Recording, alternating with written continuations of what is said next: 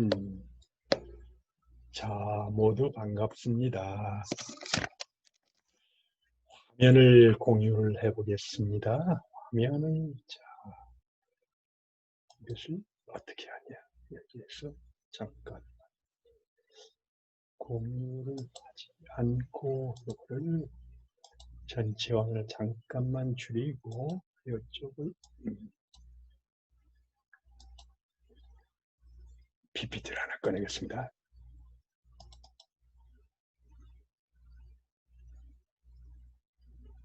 이걸 슬라이드 쇼에서 슬라이드 쇼 설정, 웹 형식으로 진행해서 처음부터로 해놓고, 자, 그런 상태에서 화면 공유를 눌러서 저거를 선택합니다. 자, 그 다음에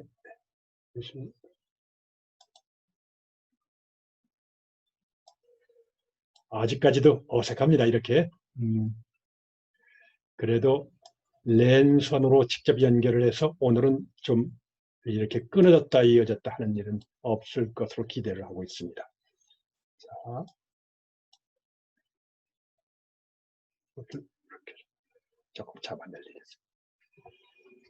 자, 오늘 배울 내용은 개인의 행동 선택에 관한 7가지 원칙입니다. 경제학이나 사회과학에서는 사람의 행동이 우연히 이루어진 것이 아니라 선택의 결과로 생각한다고 했죠. 사람의 행동은 선택의 결과입니다. 여러분들이 이 자리에서 이렇게 화상 강의에 참여하는 것도 여러분들의 선택의 결과입니다. 내가 여기서 강의하는 것도 일종의 선택의 결과입니다. 행동은 선택의 결과다. 따라서 어떤 다른 사람의 행동을 이해하려고 하면 그 사람이 왜 저런 행동을 선택했을까라고 질문을 던져야 됩니다. 경제학에서 그렇게 할 때 그 질문을 던지는데 핵심적인 답은 뭐냐 하면 이득과 비용입니다. 어떤 행동에는 그 행동을 함으로써 얻는 것이 있고 잃는 것이 있다는 얘기입니다. 희소성의 세계에서 어떻게 하겠습니까? 개인은 얻는 것은 크게 하고 잃는 것은 줄이려고 합니다. 얻는 것의 가치가 잃는 것의 가치보다 클 때만 그 행동을 선택합니다. 우리는 전철 기관사의 행동을 예측하는데 그런 방법론을 이미 썼었습니다.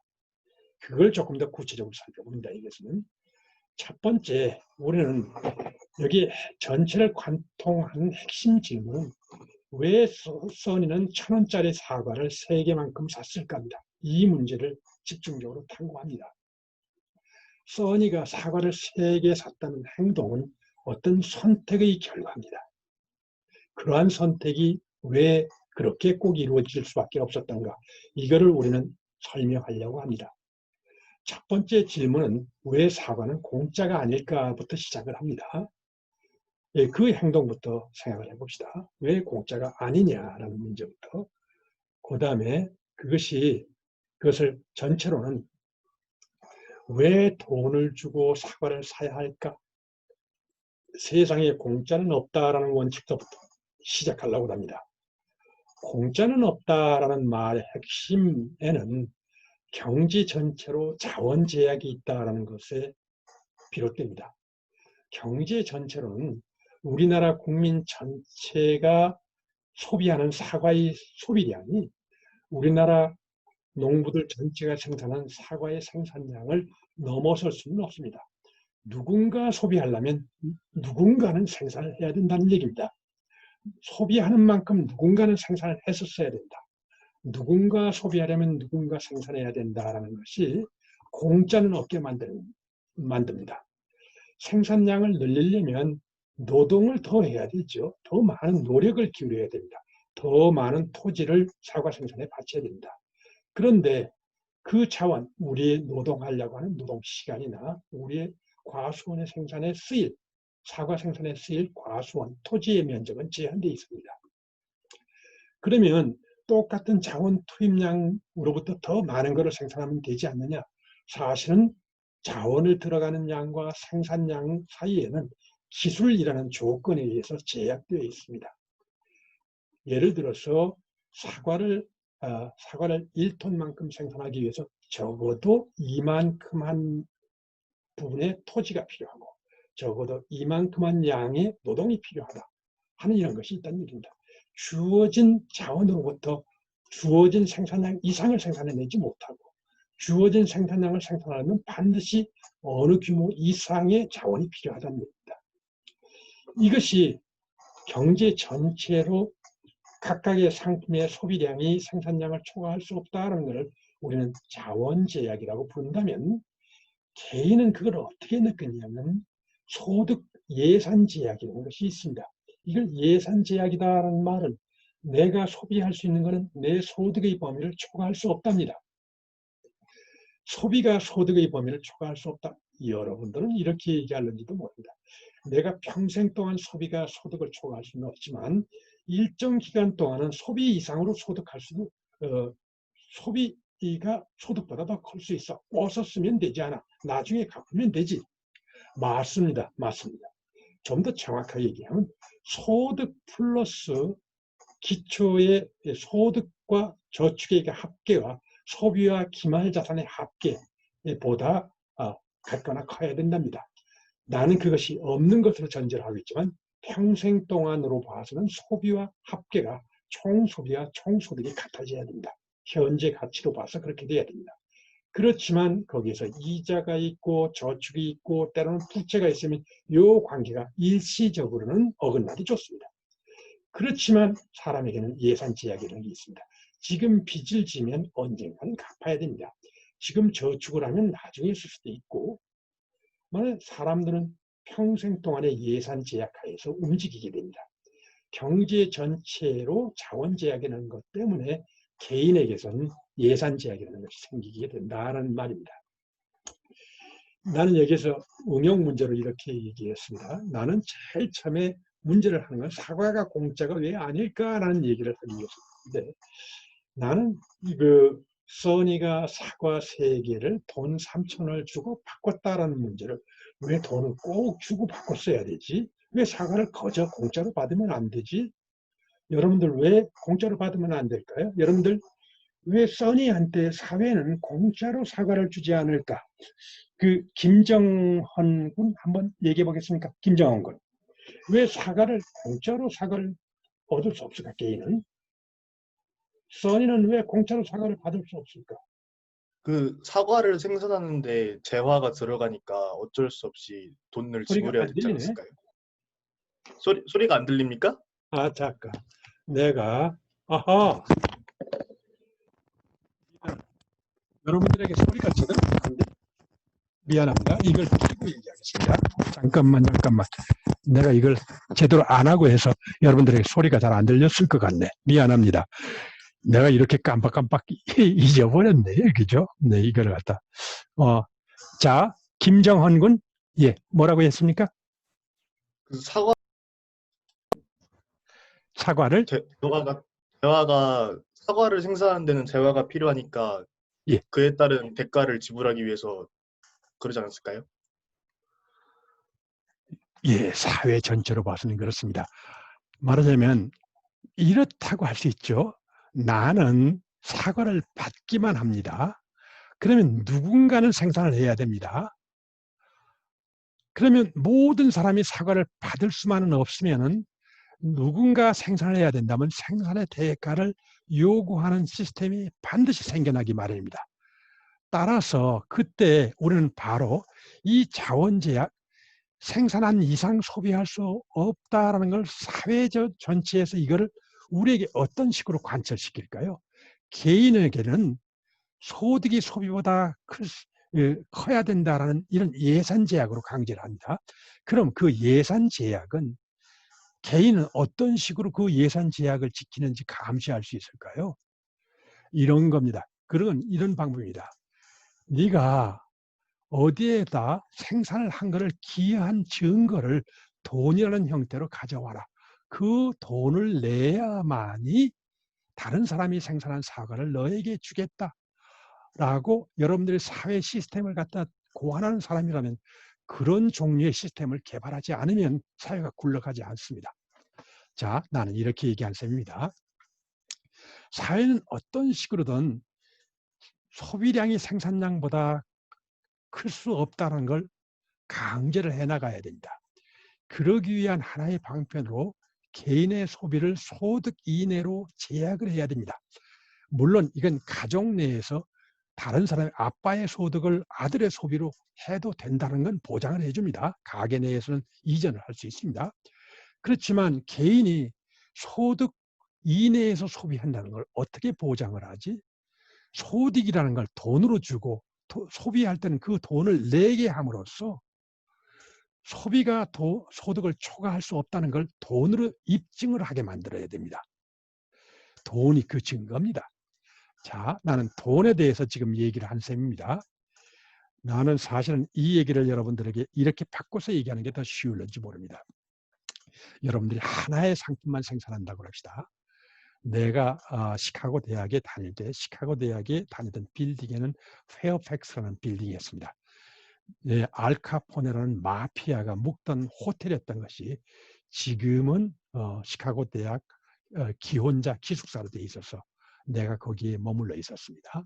나는 아기가 있었기 때문에 베이비시터들의 클럽이 있었습니다. 그걸 페어팩스 베이비시팅 클럽입니다. 베이비시팅이다라는 거는 여러분들이 잘 알다시피 아기를 봐주는 겁니다. 아기를 볼 때 아기를 봐주는 것이 왜 필요하냐면 아기를 보는 것은 사실은 혼자 보나 여럿이 보나 그 노동이 거의 비슷하게 들어갑니다.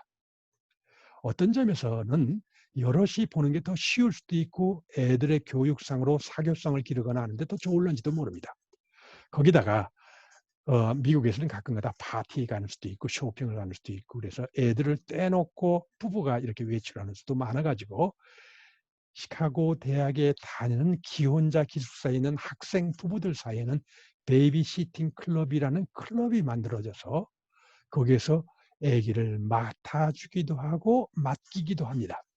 근데 거기에서도 이 법칙이 그대로 적용됩니다. 베이비시팅 클럽을 이용할 수 있는 그 서비스의 소비량은 그 서비스를 제공하는 생산량을 초과할 수가 없습니다. 그러면 거기에서는 반드시 일방적으로 소비만 하고 생산은 덜하는 사람이 생겨날 수도 있죠. 얌체처럼 다른 사람에게 얘기를 맡기기만 하고 얘기를 다른 사람이 맡기러 왔을 때는 무슨 온갖 핑계를 대면서 안 맡을 수가 있죠. 그거를 막기 위해서 어떤 시스템을 둬야 될까요? 거기서는 회장이 뭘 하냐면 제일 처음에 가입할 때 10시간 분량의 쿠폰을 나눠줍니다. 그런 뒤에는 그 뒤에는 10시간을 넘어서서 아기를 더 맡기려고 하면은 그 다음에는 벌어야 됩니다. 다른 사람한테 몇 시간을 맡겨주면 거기에 대해서 쿠폰을 받습니다. 그 쿠폰을 받아가지고 다음번 맡길 때 맡겨야 됩니다. 그럼 그 쿠폰은 지금으로 얘기하면 돈과 같은 굿이라는데 뭘까요? 나는 1시간짜리 쿠폰은 나는 1시간 어치만큼 다른 사람의 애를 봐줬습니다라는 증거예요. 그러니까 그 쿠폰을 맡기고 아기를 죽으면서 맡길 때는 이 소비량 생산량이 이 사이의 관계가 대소관계가 유지가 됩니다. 자원 제약을 지키게 됩니다. 개인으로는 자기가 봐준 이상 다른 사람의 애를 봐준 이상으로 다른 사람에게 맡길 수가 없어요. 왜 그러냐면 처음에 10시간 보는 공짜인 것 같아도 나중에 그 학위를 마치고 그 아파트를 떠날 때 뭘 해야 되냐면 회장에게 10시간 분량의 쿠폰을 다시 돌려줘야 돼요. 그러니까 결국은 자기가 벌어서 쓰라는 거죠. 돈은 일종의 그런 겁니다. 내가 사회를 위해서 이만큼 기여를 했습니다. 10,000원어치 기여를 했습니다. 따라서 사회에게 10,000원어치만큼 청구할 자격이 있습니다. 이걸 보여주는 거예요. 그걸 가장 적나라하게 보여주는 게 베이비시팅 클럽에서 쓴 쿠폰이었던 거죠. 10시간 봐줬으면 10시간어치만큼 다른 사람에게 청구할 수 있다. 다만 이 경우는 여러 가지 상품, 베이비시팅뿐만이 아니라 여러 가지 상품의 경우는 각각의 가치를 비교해. 네가 빵 하나 만드는 건 1,000원어치 가치가 있어서 빵 1,000원어치 가치가 있다. 그 1,000원어치면 우유 반병만큼만 청구할 수 있다. 왜냐하면 우유 반병을 만드는 데는 빵 하나 만드는 거에 2배만큼만 노력이 들어가니까 빵 하나 만드는 거 가지고는 우유를 갖다 반병밖에 못 사. 이런 식으로 강제하는 게 돈의 정체라는 얘기입니다. 이렇게 생각하면 돈이라는 것이 왜 그런 우리에게 제약을 강행하는 수단으로 폭넓게 쓰이고 있는가를 여러분들이 좀 더 잘 이해할 수 있을는지 모르겠습니다. 하여간 경제 전체의 자원 제약을 예산 제약이라는 형태로 강제를 하는데 그 강제의 구체적인 형태가 돈이라는 형태로 나타난다라는 말입니다. 세상에 공짜는 없다라는 것은 모든 사람이 공짜로 얻을 수 있는 방법을 강구할 수가 없기 때문에 생겨나는 겁니다. 내가 교과서에는 이런 얘기를 썼습니다. 어떤 내 친구 중에 하나가 유럽에 가면 북유럽의 어느 나라에선가는 나라에서 공짜로 집을 지어준대. 내가 강가에 살고 싶으면 강가에 파란색 기와집을 딱 쳐주고 내가 얼마 살다가 지쳐가지고 산속에 살고 싶다면 산속에 초록색 기와집을 딱 쳐준대. 왜 우리나라에는 그런 게 안 되니 세진아라고 물어본 친구가 있었습니다. 사실은 잘 못 배운 중학교밖에 안 나온 친구여서 그런 얘기를 했는지도 모릅니다. 내가 경제학 교수랍시고 뭐라고 얘기할 수밖에 없었겠습니까? 그건 네가 잘못 들은 거야. 어느 나라에서도 그건 불가능해. 왜냐하면 누군가 공짜로 나라에서 집을 줘주려면 나라가 도깨비 방맹이가 없으면 누군가는 집을 줘야 돼. 네가 한때는 강가에다 집을 줘달라, 한때는 호숫가에 집을 줘달라, 또는 숲속에다 집을 줘달라. 그러면 누군가는 노예처럼 네 꽁무니 따라다니면서 집을 줘주고 그래야 되잖아. 모든 사람이 같은 혜택을 누릴 수는 없어. 네가 집을 공짜로 받으려면 누군가는 공짜로 집을 줘줘야 돼. 노예처럼. 모든 사람이 그럴 수는 없다. 모든 국민이 그럴 수는 없다라는 얘기입니다. 그게 자원제약입니다. 희소성의 법칙입니다. 모든 사람이 공짜로 집을 받을 수는 없다. 사실 사람 하나하나마다 소비는 소득보다 클 수 없다라는 제약을 보통 한다. 그 제약을 구체적으로 이행시키는 증거수단이 사실은 돈이다. 이렇게 얘기한 셈입니다. 보통은 돈까지 안 가고 해결이 되는 수도 많이 있죠. 집안이 모두 깨끗하고 장롱에는 깨끗한 옷이 잘 개어져 있는 이유는 뭘까요? 제절로 그렇게 되기 마련이다. 아닙니다. 누군가 집안을 청소하고 몰래 빨래를 세탁하고 그걸 정돈해서 장롱에다 정리해 놓기 때문입니다. 보통 여러분들이 어머니가 여러분들 잠든 사이에 그대로 해놓을 겁니다. 또는 공부하는 사이에.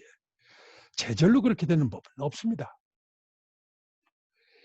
세상에는 서비스도 소비량이 생산량보다 초과할 수는 없습니다. 누군가는 해야 됩니다. 모든 사람이 공짜로 깨끗한 집을 누릴 수는 없습니다.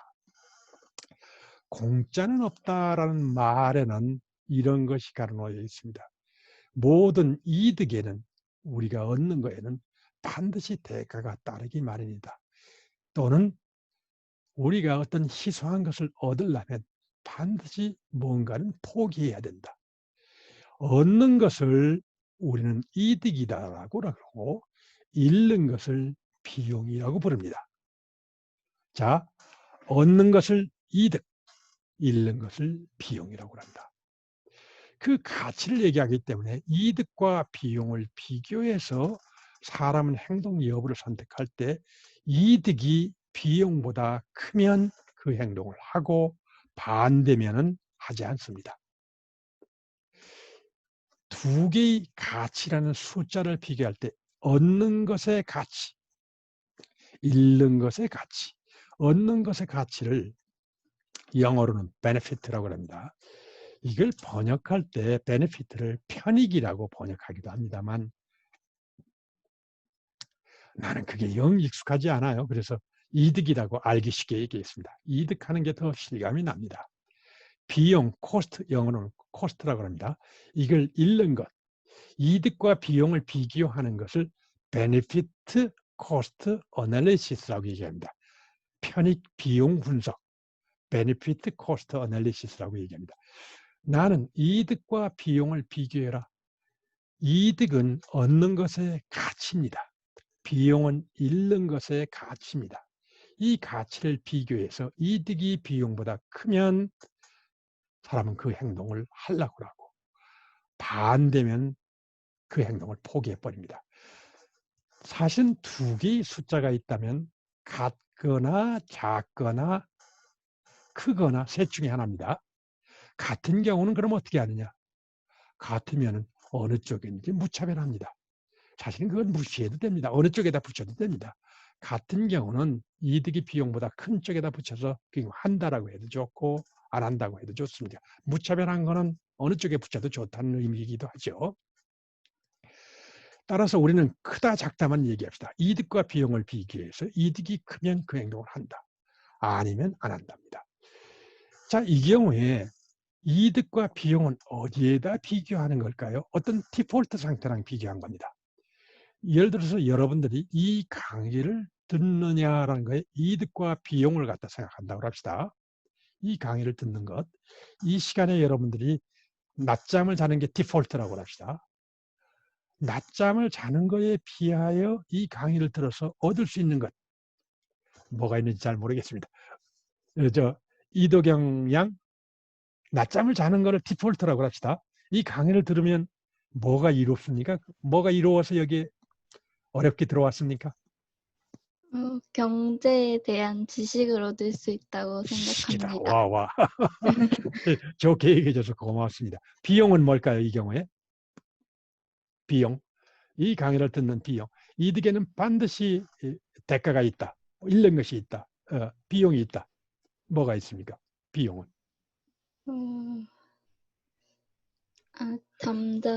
낮잠을 못 자는 겁니다. 낮잠을 못 자는. 이 정확히 얘기하면 이걸 비교 가능한 걸로 얘기하려면 이 행동을 하지 않았더라면 포기하지 않아도 될 것을 포기한 거가 낮잠 자는 겁니다. 사실은. 아니면 애인이랑 데이트하는 거일 수도 있죠.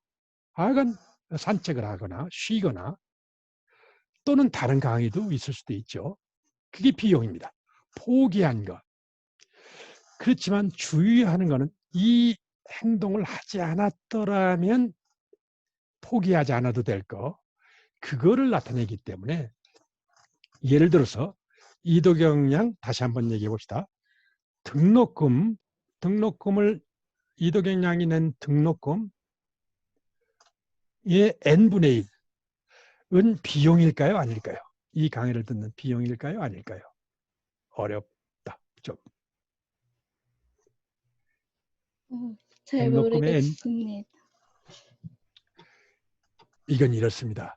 이 강의를 안 들으면 그 등록금의 n분의 1을 여러분들에게 학교에서 되돌려준다면, 말하자면 포기하지 않아도 된다면 그때는 비용이지만 사실은 돌려주지 않습니다. 미안하지만 이 강의를 안 듣는다고 해서 n분의 1만큼 등록금을 돌려주지 않으면 그건 비용이 아닙니다. 그걸 가지고 우리는 기회비용이다라고 그래서 강조해서 얘기합니다. 기회라는 것은 안 쓸 수도 있었다. 안 쓸 수도 있었다. 그런데 그런 기회가 있었어야 됩니다. n분의 1이 예를 들어서 여러분들이 15주 동안 20학점씩을 들어서 300시간을 듣는 비용으로 300만 원을 냈다라고 합시다.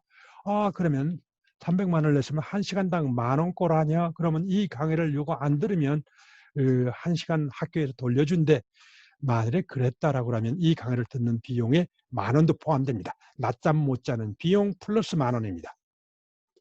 그렇지만 사실은 돌려주지 않지요. 예를 들어서 여러분들이 휴대폰을 한다고 합시다. 휴대폰이 무제한 통화가 걸려 있습니다. 여러분들 친구랑 10분 동안 수다를 떨었습니다.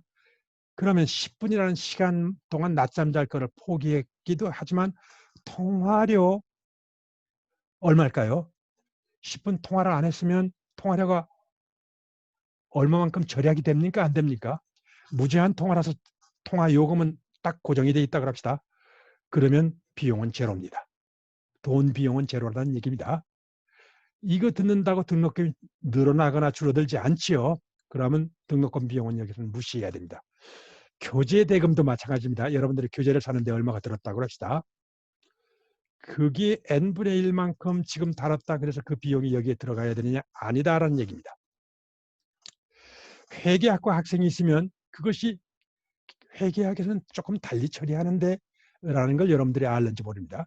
경제학에서는 하여간 무조건 기회비용입니다. 이 행동을 하지 않았으면 들어가지 않았어야 됩니다.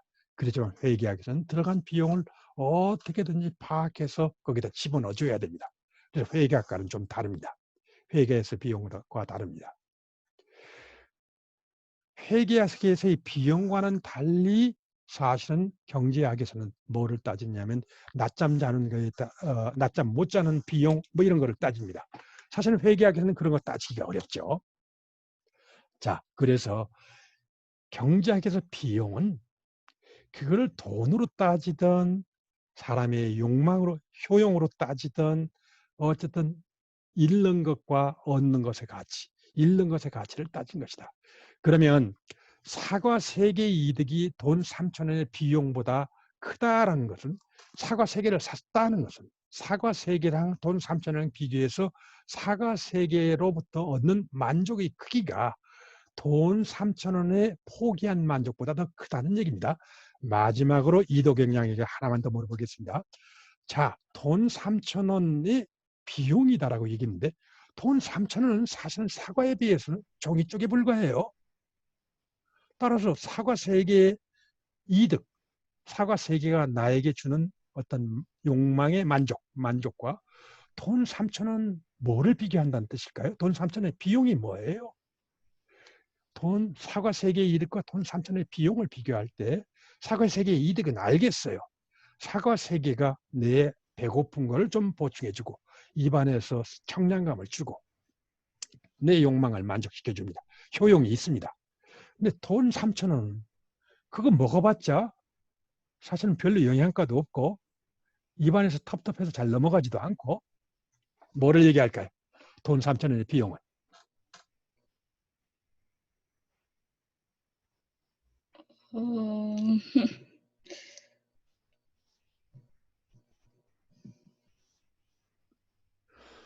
돈 3,000원이라는 비용은 돈 3,000원을 가지고 여러분들이 쓸 수 있는 방법이 직접 먹는 거 말고 다른 어떤 방법이 있습니까? 사과 3개를 사는 것 외에도 그거 가지고 3,000원을 가지고 커피 한 잔을 마실 수도 있고 아주 맛있는 케이크 한 조각을 먹을 수도 있고 뭐 친구에게 간단한 이모티콘을 선물할 수도 있고 그렇죠. 그때 느끼는 만족 중에서 제일 큰 거를 얘기합니다. 돈 3,000원을 써서 얻을 수 있는 여러 가지 만족을 얻는 방법 중에서 사과 3개 말고 최선의 방법으로 돈 3,000원을 써서 내 만족을 증가시킬 때. 그러니까 사과 3개를 사는데 돈 3,000원을 쓰는 대신에 케이크 한 조각을 사는데 쓸 수도 있었죠. 다른 돈을 쓰는 어떤 방법보다도 돈 3개로부터 얻는 만족이 더 컸었다는 것을 의미합니다. 맞습니까? 자, 보세요. 아까 시간이라는 것도 마찬가지입니다. 여러분들이 1시간의 시간을 들여서 이 강의를 듣는데 아까 낮잠을 자는데 이 1시간을 쓸 수도 있고 산책을 하는데 이 1시간을 쓸 수도 있고 뭐 다른 여러 가지 방법이 있겠죠. 1시간을 쓰는 방법. 그중에서 뭐랑 비교를 해야 될까요? 강의를 듣는 것 말고 이 시간을 1시간을 가장 잘 이용하는 다른 방법. 그거랑 비교를 해야 됩니다. 차선의 방법이라고 할까요? 그러니까 돈 3,000원의 비용이라는 건 돈 3,000원을 사과 3개를 사는데 쓰지 않고 차선의 방법으로 돈 3,000원을 썼을 때 나에게 내가 주는 만족. 그거를 내가 포기한 거죠. 바로 그 얘기입니다. 이게 얘기할 수 있습니까? 이도경량 이제는 뭐라고 얘기하겠습니까? 그럼 돈 3,000원의 비용은 뭐라고? 다른 거를 사서 먹었을 때 가장 큰 그렇죠. 만족감. 최선의 방법으로 돈 싼자를 다른 용도로 썼을 때입니다. 그렇습니다. 맞습니다. 자, 그런 식으로 해서 이득과 비용을 비교합니다. 나는 어떤 행동을 하느냐 안 하느냐를 가지고 얘기했습니다. 그런데 이제는 두 개의 대안이 있다고 합시다. 대안 0과 대안 1이 있다고 합시다. 그때는 어떻게 선택하면 되느냐를 이렇게 얘기합니다. 대안 0을 디폴트로 생각합시다. 그래서 대안 0에서 대안 1로 가면 이득이 B0에서 B1으로 증가한다고 합시다. 그럼 B1 빼기 B0는 추가의 이득이라고 할 수 있죠. C1 빼기 C0는 뭡니까? 추가의 비용입니다. 추가 이득이 추가 비용보다 크면 0에서 1로 옮겨 타야 됩니다. 아니면 어떻습니까? 반대의 기호면 0에 머물러야 됩니다. 두 개의 대안 사이에 비교하려면 어떻다고? 두 개의 대안 0과 1 사이에 있으면 0과 1을 비교해서 0에 머물렀을 때에 비교해서 1로 움직이면 어떻게 될까를 추가 이득과 추가 비용을 비교해 본다. 추가 이득 쪽이 더 크면 옮긴다. 0에서 1로 옮긴다. 작으면 0에 머무른다. 이런 식입니다. 자, 그러면 사실은 대안이 하나밖에 없을 때 하느냐 안 하느냐라는 걸 비교할 때 하는 방법을 대안 두 개일 때도 이미 하나를 디폴트로 삼아서 옮기느냐 안 옮기느냐를 생각하면 되죠. 그러면은 여기서 하나 더 어려운 얘기를 하나 해봅시다.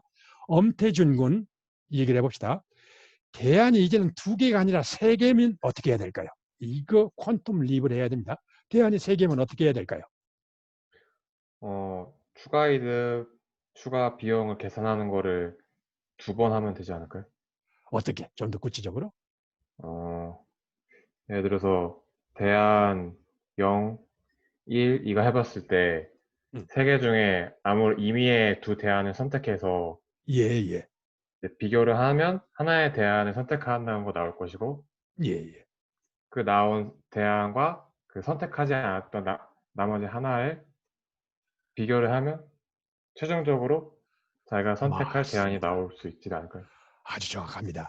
0, 1, 2가 있다고 합시다. 그럼 0과 1을 비교해서 승자를 만들어냅니다. 그 승자와 0, 1, 2에서 2와 비교합니다. 0, 1의 승자와 2번을 비교합니다. 최종 승자를 골라내면 됩니다.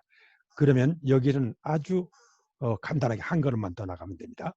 대안이 100가지가 있다고 합시다. 어떻게 하면 되겠습니까? 100가지가 있으면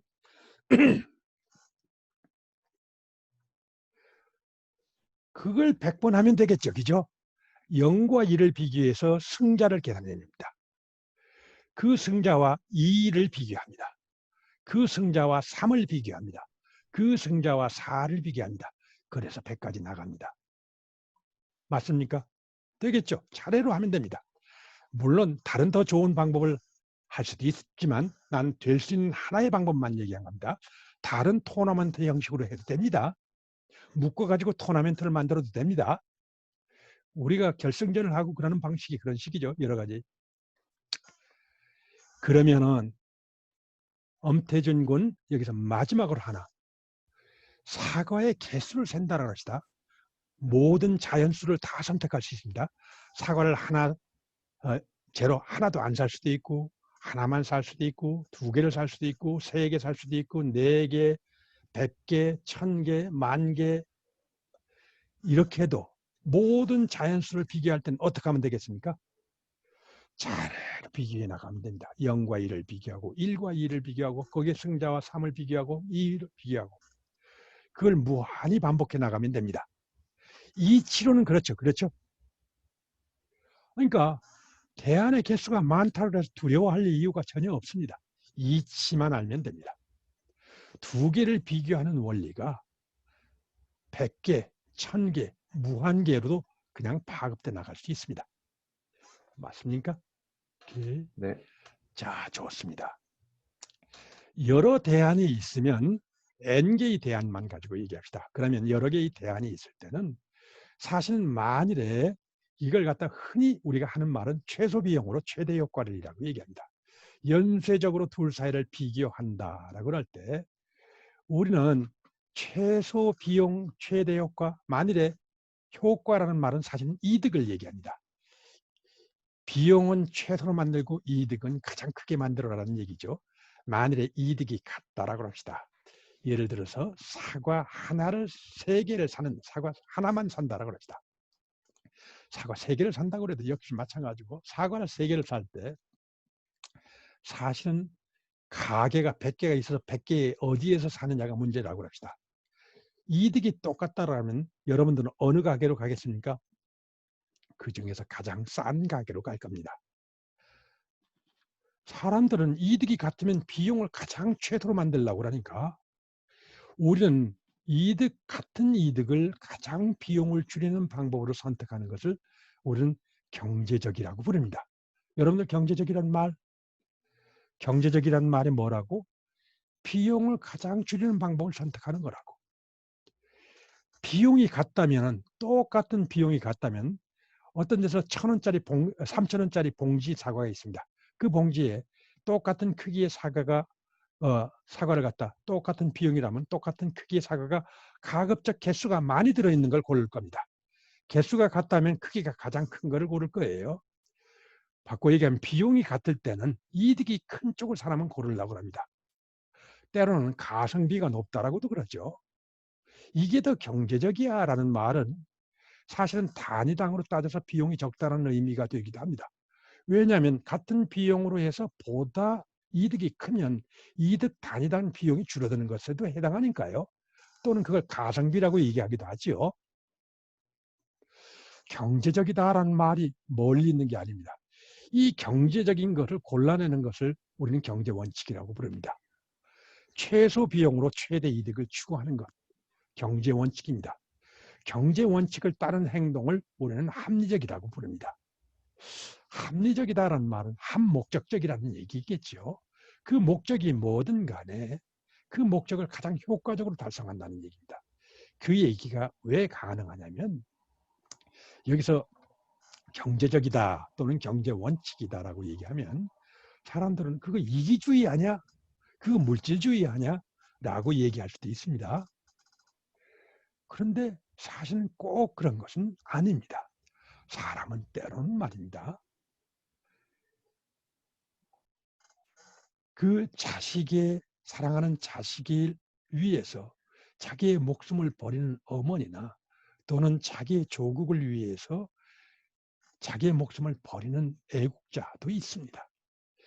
오직 그 경우에는 그 목적이 이기적이든 이타적이든 그게 모성애건 또는 애국이건 그 목적을 달성하는데 좀 더 효과적이고 비용이 적은 방법을 선택한다는 것뿐입니다. 목적 자체를 규정하는 건 아닙니다. 어떤 사람은 이기적인 목적에 모든 것을 바치고 어떤 사람은 좀 더 이타적인 목적에 자기의 목숨을 걸 수도 있다는 얘기입니다. 정신이냐 물질이냐도 마찬가지입니다. 여기서 경제적이라고 해서 반드시 물질적인 것만을 의미하는 것은 아닙니다. 때로는 사람은 권력이나 명예에 또는 상대방의 사랑에 물질 이상의 의미를 얼마든지 부여할 수 있습니다. 다만 순위를 위한 사랑이라든지 이런 거에 얼마만큼 효과적으로 하느냐, 자기에게 비용이 닥칠 때 그걸 얼마나 효과적으로 하느냐. 똑같은 이타적인 행동에 있어서도 사람들은 같은 어린이의 목숨을 갖다 남의 어린이의 목숨을 갖다 장마철에 구한다고 합시다. 두 가지 방법이 있다라고 합시다. 어떤 사람의 목숨을 구하는데 두 가지 방법이 있을 수 있죠. 하나는 아주 야트막한 거라서 막대기 하나를 내밀어서 사람을 구할 수도 있습니다. 다른 하나는 직접 자기가 풍덩 뛰어들어서 경랑에 뛰어들어서 사람을 구할 수도 있다라고 합시다. 그런데 실제로는 가보니까 사실은 얕은 데고 막대기만 내밀어도 사람을 구할 수 있습니다. 자기 목숨을 걸지 않아도. 그러면 우리는 뭐라고 얘기하냐면 그 경우에는 막대기를 사람은 내밀 거다라고 주장하는 것뿐입니다. 그게 경제적이니까. 이기적인 이타적인 얘기가 아닙니다. 이타적인 행동을 하더라도 가급적 자기 비용을 줄이는 방향으로 이타적인 행동을 할 것이다라는 얘기입니다. 만일에 그렇지 않다라고 합시다. 어떤 사람이 어떤 친구가 사실은 굉장히 생활이 곤란한 친구를 만났습니다. 10만 원을 쓸 경우가 있는데 그 10만 원을 가지고 두 가지 쓰는 방법이 있다고 합시다. 하나는 그 친구의 너짓이 넣어주면서 내가 어려워서 많이 도와주지는 못해. 약속하지만 좀 보탰어. 이러는 방법이 있고, 다른 방법은 다른 쪽에 멋진 레스토랑에 가서 고기를 푸짐하게 사놓으면서 너 비프 스테이크 못 먹어봤지? 하고 15만 원짜리 비프 스테이크를 사주는 방법도 있습니다. 우리는 후자의 방법을 선택할 때 사실은 친구를 진심으로 이해하지 않는다고 의심까지 합니다. 자기 한번 재보려고 그러는 것이다. 친구를 오히려 사실은 약 올리는 것이다. 친구를 도와준다기보다 오히려 그렇게 생각할 수가 있습니다. 따라서 그 사람은 자기가 주어진 목적에 한목적적으로 최선을 다해서 경제적인 방법을 찾아낸다라고 얘기할 뿐이지 꼭 그것이 이기주의냐 이타주의냐 물질주의냐 정신주의를 하는 것은 아닙니다. 전철과 기관사 얘기는 전에 했기 때문에 생략하겠습니다. 이제는 요 문제로 어려운 문제로 막상 어려운 문제로 넘어갑니다. 이게 여기에서 제일 중요하고 제일 어려운 문제일런지도 모르죠. 사과를 왜 꼭 3개만큼 샀을까? 나는 여기에서 기본적인 원칙은 마지막 하나가 중요하다. 마지막 하나에 주목하라. 이걸 우리는 한계의 원리라고 부릅니다. 나는 그 얘기를 하려고 합니다. 자, 아까 내가 아까 엄태진 군에게 꼼꼼하게 물었었습니다. 사과를 사는데 사전이 이랬습니다. 사과의 총 효용이 다음 표와 같다라고 하자. 어떻게 되어 있습니까? 하나도 안 샀을 때는 효용이 여기 0UT라고 했습니다. 사과로부터 얻는 심리적인 만족을 재는 단위가 있다라고 합시다. 나는 그걸 UT라고 여기서 표현했습니다. 이거는 사실은 재지 못하는 겁니다. 그냥 그렇다라고 상정을 했을 뿐입니다. 그거 재지 못하는데 이렇게 구체적인 숫자로 써놓는 건 비과학적은 아니야. 글쎄요, 과학 여부랑은 조금 상관이 없습니다. 하여간 이렇게 식으로 우리가 상정을 해봅시다. 나중에 탐정 김전일 같은 모습으로 다시 돌아가서 다시 얘기하겠습니다만 이걸 재지 않아도 잴 수 없어도 성립한다는 얘기를 하겠습니다만 지금은 일단 잴 수 있다라고 설명을 위해서 생각해 봅시다. 사과를 하나도 안 먹을 때는 거기서 얻는 만족이 0입니다. 그 단위를 UT라고 했을 뿐입니다. 사과를 하나만 먹었을 때 거기서부터 얻는 만족은 50만큼 만족을 느낍니다. 2개를 먹을 때는 90, 3개를 먹었을 때는 120, 4개를 먹었을 때는 140만큼 만족을 느낀다고 합니다. 그런데 사과를 하나 살 때마다 가격이 1,000원이고 이 1,000원을 가지고 사과 말고 다른 거를 사서 느끼는 만족은 그 만족을 뭐라고 그럴까요? 하여간 그 커피라고 그럴까요? 뭐라고 그럴까요? 하여간 이거는 커피든 뭐든 고루고루 섞어서 할 수 있으니까 거의 일정하게 유지될 수가 있습니다. 그 돈 1,000원에 가지고 쓸 수 있는 만족의 정도는 평균적으로 30이라고 합시다. 30유틸, 30만큼 만족을 느낍니다. 평균적으로가 아니라 한 단위를 갖다 더 씀으로써라고 이 얘기를 해야 돼서 조금 말이 왔다 갔다 하는 것 같지만 돈 1,000원의 효용, 돈 1,000원을 다른 최선의 방법, 차선의 방법으로 썼을 때 30만큼만 만족을 다른 상품에서 누릴 수 있다. 그걸 포기하니까 그걸 포기하는 만큼 비용이 발생합니다. 따라서 0개를 살 때랑 하나를 살 때랑 사이를 비교를 해서 추가 이득은 0과 50을 비교한 50입니다. 50만큼 만족이 증가합니다. 비용은 얼마만큼 증가하느냐면 0과 30만큼의 차이 30이 증가합니다. 이걸 나는 마지막 한 단위의 추가 이득이다라고 해서 마지막 한 단위를 마지날, 경계선에 있는 이라는 의미에서 한계라고 얘기합니다. 마지날, 한계에 있는 것. 한계에 있는 마지막 한계의 추가 이득, 그것이 한계 이득입니다. 이 경우는 특별히 효용이니까 한계의 효용이라고 얘기할 수 있을지 모르겠습니다만 하여간 이득이라는 말을 그대로 씁시다. 이득을 심리적인 만족으로 측정했으니까. 그러면 한계 이득은 첫 번째 사과는 50 빼기 0에서 50이 됩니다. 두 번째 사과는 어떻습니까? 하나 샀을 때 50에서 두 개 샀을 때 90으로 40만큼 늘어납니다. 따라서 한 개 이득은 40입니다. 세 번째 사과는 어떨까요? 총이득이 90에서 120을 하니까 한 개 이득은 30만큼 추가 이득이 있습니다. 네 번째 사과는 120에서 140으로 해서 20만큼 효용이 있습니다. 자, 나는 여기서 한 개 이득 또는 한 개 효용이 점점 줄어든다라고 생각을 했습니다. 왜 줄어든다고 생각을 했을까요? 나는 일반적인 관찰입니다. 빵이든 사과든 첫 번째 사과는 맛있지만 두 번째 사과는 조금 맛이 덜하고 첫 번째 사과는 빵이든 사과든 아주 유용하게 쓰이지만 두 번째 사과로부터는 조금 물리기 시작합니다. 그래서 이윽고 몇 개 이상 먹기 시작하면 그 한 개 욕망의 만족이 제로로 떨어지고 그 이상이 되면 오히려 고통을 줄는지도 모릅니다. 그래서 나는 여기에서 한 개의 효용이 점점 줄어드는 것으로 전제를 했습니다. 그래서 50, 40, 30, 20 이런 식으로 줄어듭니다.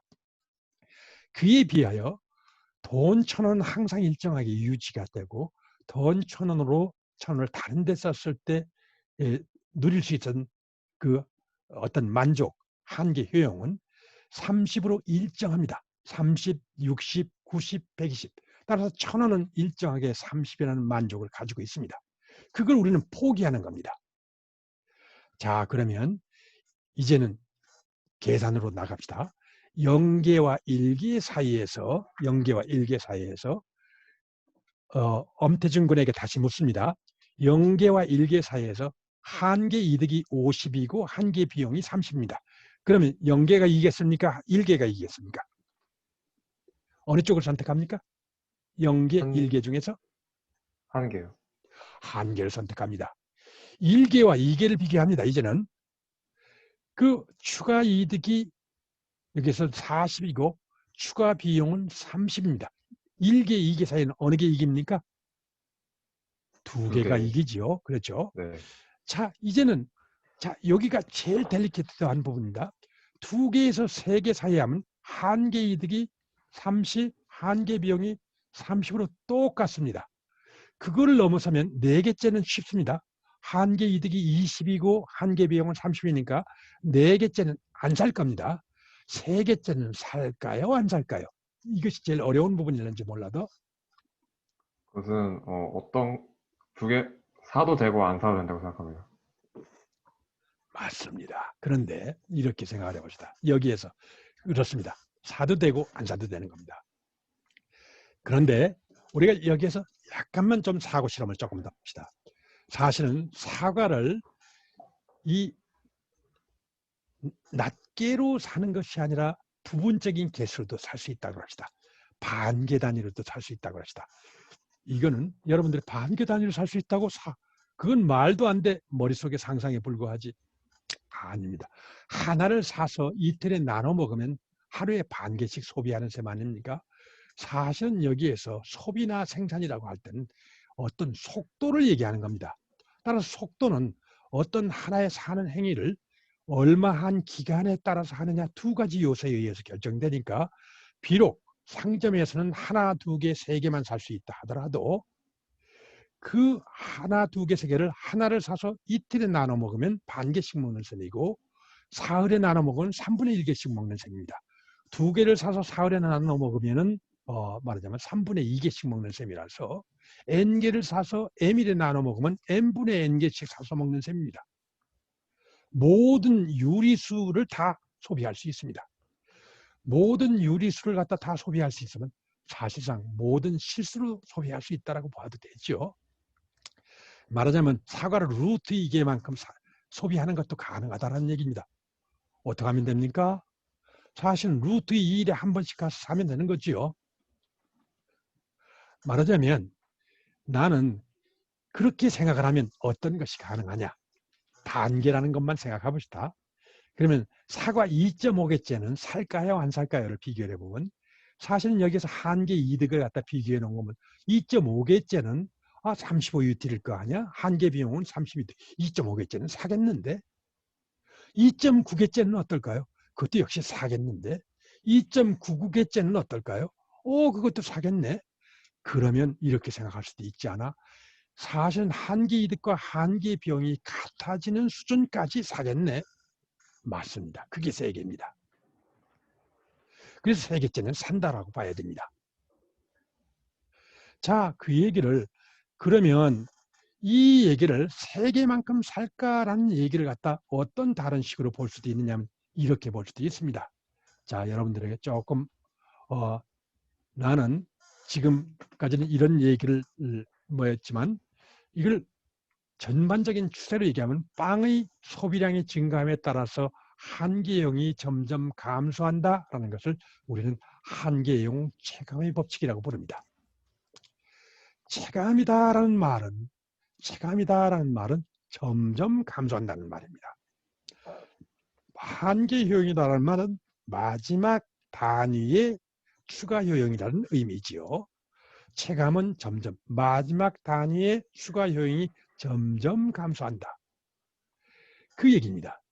그러면 결국은 추가 이득이 추가 비용과 같거나 큰 한계선까지 사야 된다. 즉 여기서는 빵이라고 빵을 얘기했는데 사과를 얘기했는데 여기서 빵을 갖다 전부 사과로 바꿔서 생각하세요. 아까 사과를 얘기했으니까 우리는 사과나 빵이나 왔다 갔다 합니다.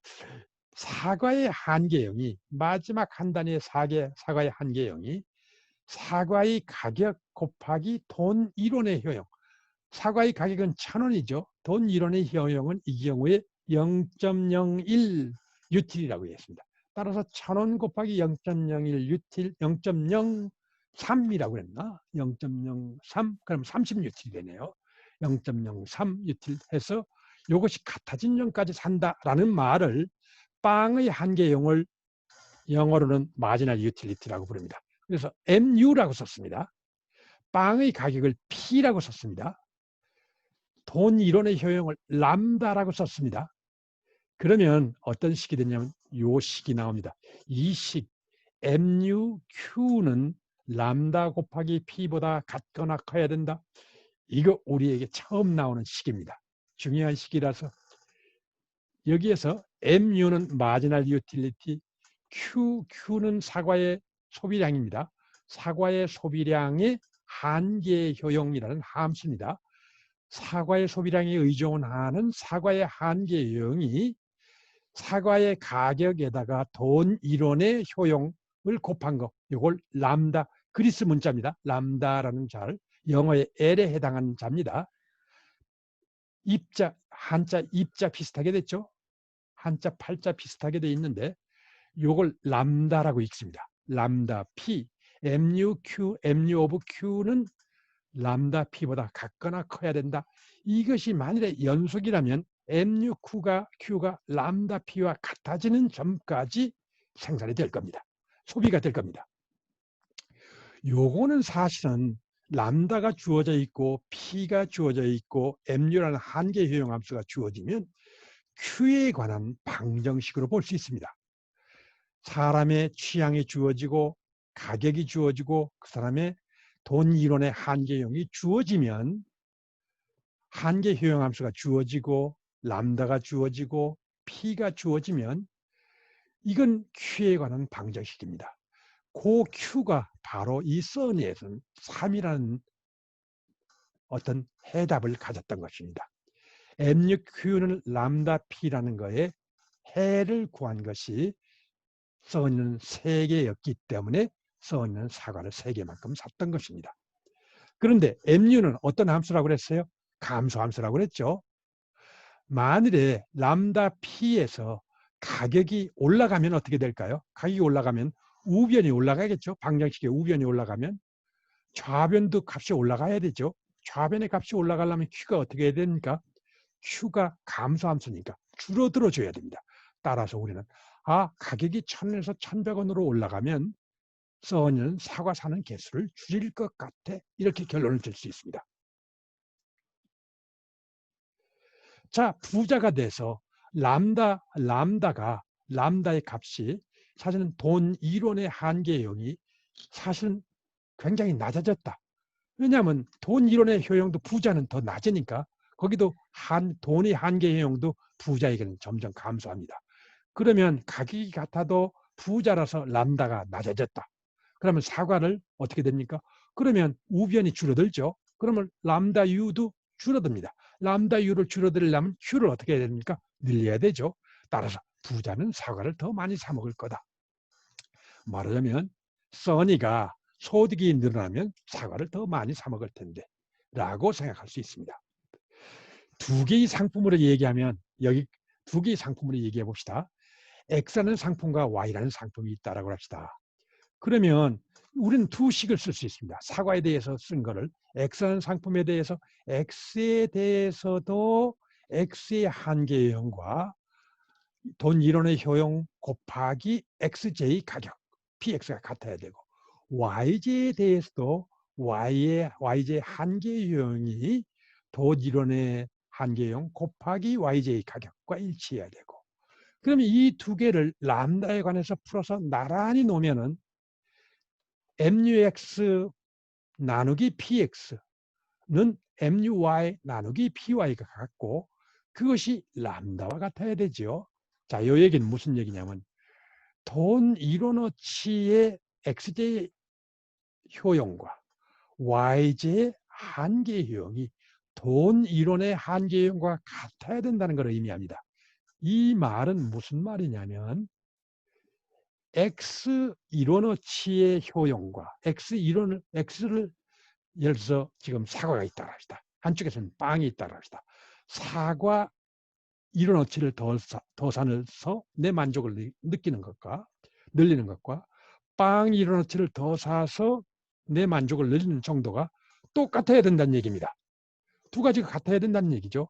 XJ의 돈 이론어치의 XJ 한계형과 돈 이론어치 YJ 한계형이 서로 같아야 된다는 얘기입니다. 같지 않으면 어떻게 될까요? 만약에 XJ 이론어치 한계형이 YJ 이론어치 한계형보다 더 크다면 그때는 어떻게 하면 됩니까? 그러면 XJ 쪽을 이론을 빼가지고 XJ 쪽으로 돌리는 게 전체의 효용을 더 늘릴 수 있습니다. 또 만족을 늘립니다. 따라서 그런 행동이 일어납니다. XJ를 YJ를 조금 덜 사고 그 비용으로 XJ를 사서 내 만족을 늘리는 이득이 더 크니까 그런 행동을 사람이 하게 됩니다. 그런 행동을 다 마치면은 모든 재화의 한계형이 이론어치 한계형이 똑같게 되는데 이걸 한계형 균등의 법칙이라고 부릅니다. 조금 어려운 부분이죠. 한계형 균등의 법칙이.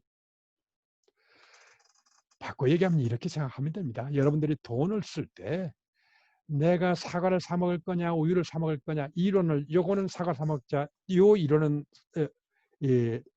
빵을 사 먹자 할 때 어떤 식으로 할 것 같습니까? 그때 제일 한계형이 높은 쪽으로 이론을 배정할 거 아닙니까? 그런 식으로 다 배정을 하면은 돈을 쓰는 이론어치가 A, B, N개가 있다 하더라도 N개의 한계형이 다 같아지기 마련이다라는 얘기입니다. 두 개뿐만이 아니라 만일에 그렇지 않으면은 돈을 이쪽에서 조금 빼가지고 다른 쪽으로 돌리는 게 유리합니다. 여러분들이 이 똑같은 논리가 시간을 배분할 때도 사용이 됩니다.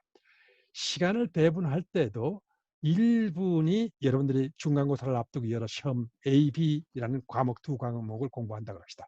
그럼 A 과목을 갖다 공부하는 시간과 B 과목을 공부하는 1분이 여러분들에게 성적을 올리는 가능성이 똑같을 때까지 시간을 갖다 잘 배분해야지 만일에 어느 한쪽이 더 크다면 어떻게 됩니까? A 과목 쪽이 B 과목보다 1분을 투자해서 학점을 올릴 수 있는 확률이 더 높다. 그러면은 사실 B의 과목을 공부하는 시간을 조금 줄여가지고 A 과목 쪽으로 집어넣어야 되겠죠. 이윽고는 두 과목의 시간이 배분해서 학점을 올릴 가능성이 똑같게 시간을 배분해야 될 것 같지 않습니까? 돈 예산을 배분할 때도 비슷하다라는 얘기를 하는 겁니다. 식이 나오면 조금 어려워질는지는 모르지만 하여간 그렇습니다. 자, 식에 대해서 요로 한계형 균등의 법칙까지만 하고 우리 한 10분 정도만 쉬었다가 나머지를 계속하도록 합시다. 우리가 지금 4시인데 4시 10분에 만나도록 하겠습니다. 10분 동안 쉬고 4시 10분에 만납시다. 수고했습니다. 4시 10분에 만납시다. 채팅.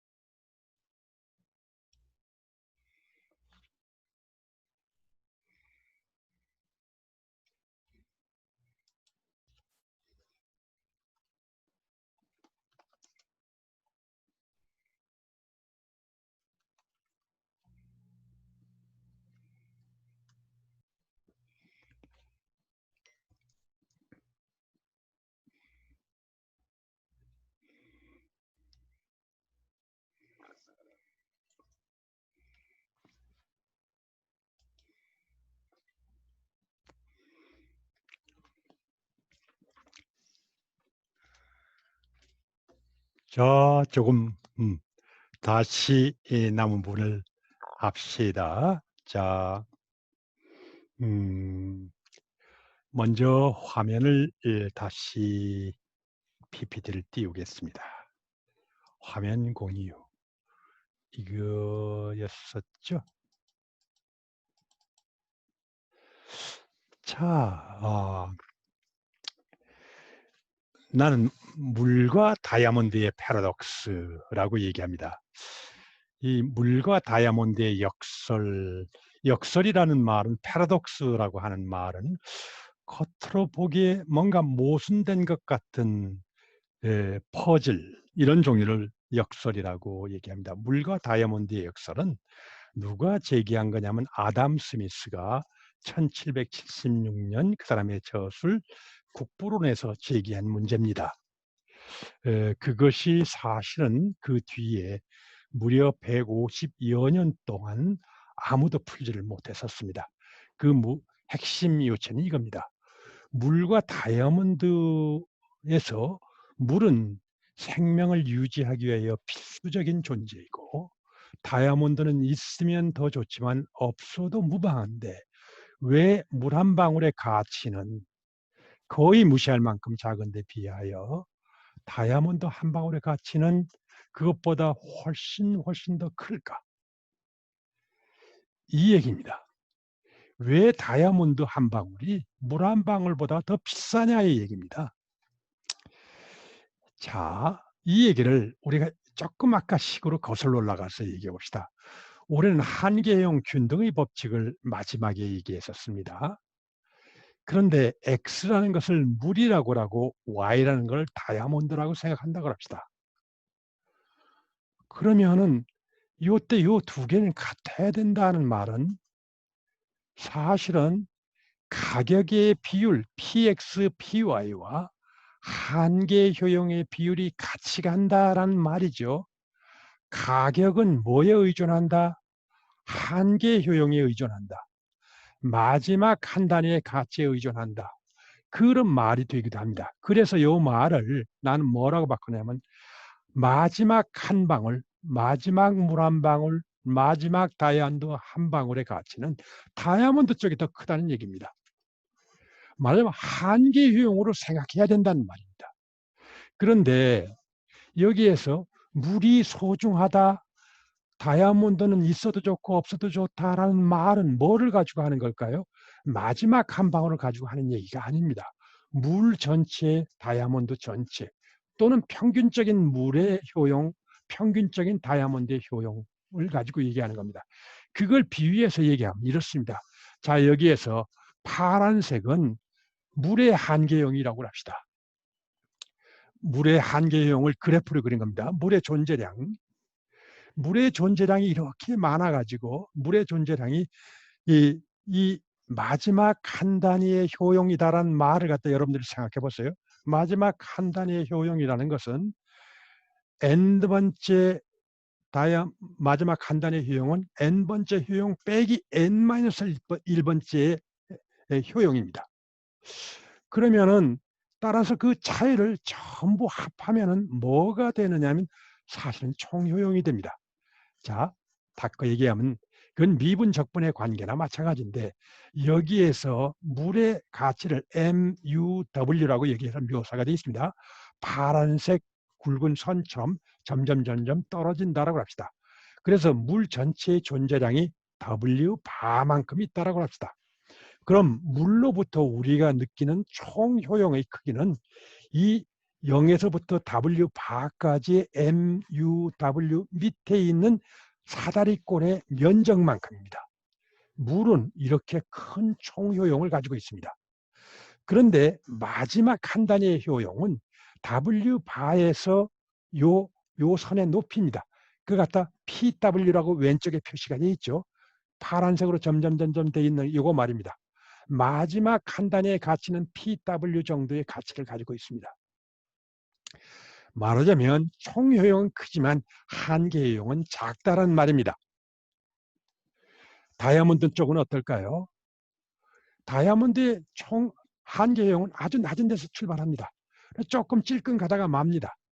그런데 다이아몬드는 D 바라고 표시된 W 바보다 훨씬 더 적습니다. 다이아몬드의 존재량은 훨씬 물보다 작습니다. 그래서 마지막 한 단위의 다이아몬드로부터 우리가 느끼는 총 효용은 사실은 0에서부터 D바까지 요 빨간색 선 아래에 있는 빨간색 음영의 부분입니다. 다이아몬드의 총 효용은 물의 총 효용에 비해서 엄청 작지요. 이해가 됩니까? 그 면적이 내가 뭐를 얘기하냐면 여기에 표시가 안 되나? 표시가 주석 작성. 말하자면 주석을 갖다 누려봅시다. 주석을 이렇게 해서 내가 이거 그려보겠습니다. 다이아몬드로부터 누리는 총효용은 요거란 얘기입니다. 그에 비해서 물로부터 느끼는 총효용은 이 전체의 면적이란 얘기입니다. 사다리꼴의 면적이 크기가 훨씬 더 차이가 난다는. 따라서 물의 총효용이 다이아몬드의 총효용보다 엄청나게 더 큽니다. 평균적으로도 더 크겠죠. 평균으로도.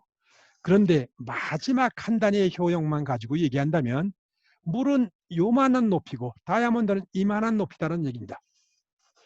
그걸 갖다 말로 해서 비교하면 이렇습니다. 여러분들에게 신이 이런 얘기를 한다고 합시다. 자, 그 신이 이런 식으로 물어봅니다. 김민규 군에게 묻습니다. 신이 자, 너 이 세상에 있는 모든 물과 모든 다이아몬드 중에 하나만 너한테 줄래? 너 어떤 거 선택할래? 모든 물과 모든 다이아몬드. 김민규 군, 뭐 선택하겠습니까? 저는 모든 다이아몬드 선택하겠습니다. 다이아몬드를 선택한다. 할 말이 없네. 그런데 다이아몬드를 선택하면 물이 하나도 없으니까 내리면 죽습니다. 그래도 다이아몬드로 살 수 있지 않을까요? 아니죠. 신이 내기를 하는데 신이 물론 그건 아닙니다. 살 수 있다라는 것은 편리한 우리 세계에서 살고 있으니까 당연한 권리처럼 느끼지만 물이냐 다이아몬드냐 둘 중에 하나만 선택해야 합니다. 그렇다면 물을 선택하겠습니다. 그 얘기입니다. 아담 스미스가 본 거는 내가 그걸 강요한 것 같아서 미안하지만 그 앞뒤의 컨텍스트를 갖다 좀 더 명확하게 하는 것뿐입니다. 그런데 신이 다음 얘기를 합니다. 그게 아니라 모든 물과 모든 다이아몬드를 가지고 하는 게 아니라 지금 네가 가지고 있는 물은 있는 것 그대로 두겠다. 즉 나는 그런데 설거지할 물도 가지고 있고 밥 먹을 물, 씻을 물, 욕조에 채울 물, 화단에 줄 물, 또 나는 우리 집은 커서 풀장도 하나 있는데 풀장을 가득 채울 물까지도 있어요. 근데 다이아몬드는 별로 가지고 있지 않아요. 그런데 자, 있는 물, 있는 다이아몬드는 그대로 가진 채로 내가 너한테 마지막으로 한 방울 더 다이아몬드를 줄까? 물 한 방울을 더 줄까? 그러면 그때는 김민규 군은 어떻습니까? 당연히 다이아몬드입니다. 맞습니까? 왜 그렇습니까? 물은 이미 충분히 많이 가지고 있고 홍수가 날 지경이라서 한 방울 있으나 마나 아니 한 방울이 아니라 한 바켓을 갖다 준다 하더라도 주든지 말든지입니다. 다이아몬드는 그에 비해서 난 하나도 없습니다. 소중합니다. 아름답습니다. 그걸 가치가 높아서가 아니라 내가 가지고만 있어도 즐겁습니다. 내가 얘기하는 요체는 뭡니까? 아담 스미스는 전체의 물, 전체의 다이아몬드의 효용과 마지막 한 방울의 물, 마지막 한 방울의 다이아몬드를 대소관계를 혼동했다는 얘기입니다. 마지막 한 방울의 물은 마지막 한 방울의 다이아몬드보다 덜 가치가 있습니다. 그렇지만 평균적인 물은 평균적인 다이아몬드보다 훨씬 더 가치가 있습니다. 그 관계가 얼마든지 역전될 수 있다. 예를 들어서 여러분들이 이런 거 생각할 수 있습니까? 내가 교과서에 써놓은 것 중에 이런 것이 있습니다. 내 아기를 살펴주는 보모에게 지급하는 임금은 시간당 임금은 사실은 내가 에어컨을 고치는 기사에게 주는 임금, 시간당 임금보다 훨씬 작게 줍니다. 뭐라고? 보모의 임금은 에어컨 수리공의 임금보다 훨씬 낮다고. 아, 그러면 보통 부모들은 아기보다 에어컨을 더 중요하게 생각하는구나 라고 얘기할 수 있을까요? 없을까요? 아닙니다. 그건 아닙니다. 내 자녀가 에어컨보다 100배, 1000배 더 소중합니다. 그거랑 마지막 에어컨을 갖다 고치느냐 안 고치느냐, 내 부모가 내 아기를 갖다 마지막 한 단위의 시간을 들여서 더 소중하게 뭐 하느냐 하는 건 전혀 별개 얘기입니다. 에어컨 수리공은 희귀합니다. 희소합니다. 다이아몬드처럼, 물에 비해서 다이아몬드처럼. 그에 비해서 보모는 누구나 할 수 있어 풍부합니다. 따라서 보모의 임금이 낮은 것뿐입니다. 희소한 것이 가치가 높아진다는 법칙입니다. 그렇죠? 마지막 한 단위가 중요하다는 말을 그렇게 해서 마치겠습니다. 물과 다이아몬드의 역사를 이제는 여러분들이 설명할 수 있어야 됩니다. 마지막 한 단위가 중요하다. 자, 그 뒤에는 이제는 가격이 오르면 소비량이 어떻게 변하느냐라는 것을 가지고 얘기해 봅시다. 인센티브를 갖다 가지고 얘기하려고 합니다. 나는 인센티브가 중요하다. 인센티브는 제도적으로 이득과 비용을 변화시킨 것을 얘기합니다. 어떤 좋은 행동을 장려하기 위하여 주는 보조금이나 보상을 우리는 플러스의 인센티브라고 부릅니다. 어떤 나쁜 행동을 억제하기 위하여 부과하는 세금이나 처벌을 마이너스의 인센티브라고 부릅니다. 자, 그러면 이런 것이 변하면 추가 이득과 추가 비용이 변해버립니다. 그러면 사람이 행동 판단이, 선택이 달라집니다. 그러니까 어떤 식으로 달라집니까? 여러분들이 만일에 사회를 디자인하는 사람이라면 어떻게 하면 됩니까? 어떤 행동을 장려하려면 어떻게 하면 됩니까? 이득은 늘려주고 비용은 줄여주면 됩니다. 여러분들 대학 교육이 중요하면 어떻게 해야 될까요? 대학 교육을 장려하기 위해서 등록금을 낮춰주고 대학을 나온 사람에게 대한 보상을 후하게 해주면 됩니다. 여러분들 공부를 열심히 하게 하려면 어떻게 하면 됩니까? 행동을 열심히 하려면 공부를 잘하면 장학금을 많이 주고 생활비 지원까지 풍부하게 주면 된다는 얘기입니다. 이득이 늘어나면, 공부를 하는 거에 이득이 늘어나면 그 행동은 장려된다. 어떤 행동을 억제하려면 어떻게 하면 됩니까? 벌금을 높여주면 됩니다. 말하자면. 그리고 이득을 줄여주면 됩니다. 어떤 행동을, 나쁜 행동을 억제하려면 세금을 늘리고 처벌을 강화하면 된다는 얘기입니다. 이거 너무 단순한 얘기일지도 몰라요. 사람은 인센티브에 반응을 합니다. 원래 인센티브는 전투에서 많이 썼던 겁니다. 1차 세계대전 때 나온 말인가 그래요. 적을 사로잡으면 포상을 하고 도망가면 거기다 처벌을 했습니다. 말하자면 여기서부터 시작된 겁니다. 그런데 내가 여기서 강조하는 것은 가격이 변화는 뭘까요? 가격이 변화도 중요한 인센티브입니다. 가격이 올라가는 건 어떤 인센티브일까요? 가격이 올라가는 건 사과의 가격이 올라간다고 합시다.